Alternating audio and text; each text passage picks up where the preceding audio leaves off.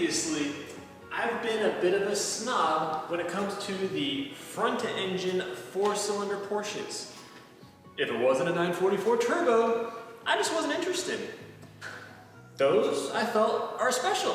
They have a certain solidity to every aspect, really crisp handling, and fantastic power. They're amazing. If you have the means, I highly recommend one. Then, this knackered little beauty fell right into my lap. It's a 1987 Porsche 924S. So originally, the 924 was a joint Porsche and Volkswagen project powered by a 2-liter inline-4 built by Volkswagen. And that's where they got a bad reputation. Perfectly fun little cars, but people wouldn't hear of that. Oh, that's a Volkswagen, that's not a real Porsche. The 924S, I think introduced in 86 through 88. They come with the 2.5-liter 4-cylinder out of the Porsche 944. So these are actually all Porsche. They have better suspension, better brakes. They are 5-lug, so you get the much nicer looking phone dial wheels. Unfortunately, they still have the early square dashes. They didn't get the nice smooth ones with the, the 85.5 update with the 944s. But regardless, great little cars. So these were actually not on my radar at all. Some guy just offered it as a partial trade, and I thought, yeah, why not? Admittedly, I haven't been giving it the love it deserves. But that ends now. So to date, I've done really the bare minimum to make it kind of reliable. And by kind of reliable, I mean it's just, I don't get stranded every other drive. So, I mean, the bar's pretty low. I've done the fuel pump, I did the DME relay, I put in a new battery, I replaced the belts a couple times. So I discovered the pulley on the original alternator was for a 5-rib belt. Everything else is for a 6-rib belt, so it was just shredding it. One eBay alternator later, and it doesn't throw belts anymore.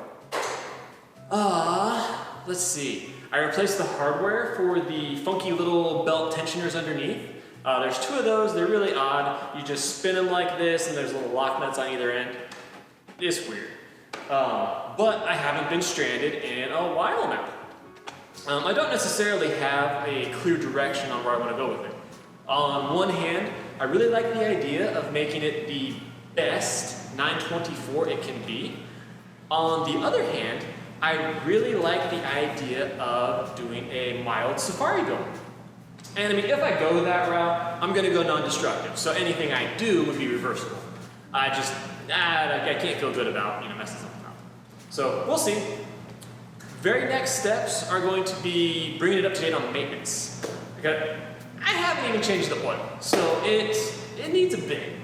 So I will do that. I need to do the gasket for the cam box. It has a really healthy leak there that goes right onto the exhaust manifold. While I'm doing that, I need to do the timing belt and the balance shaft belts. I have no history on it, so they're probably bad. They're probably on their last leg. Every drive right now might be its last. I don't know. With that, we'll do just normal tune-up stuff. So plugs, wires, coil, cap, rotor.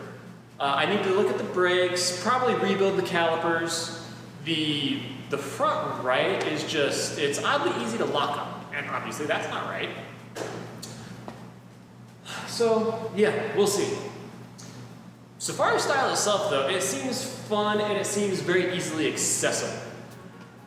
All it takes, some machine spacers to go between the front struts and the strut towers. And then in the back, you just re-index the torsion bars. And I've done that on a handful of 911s, usually lowering them, but reverse process should just raise the back here. Should be pretty easy.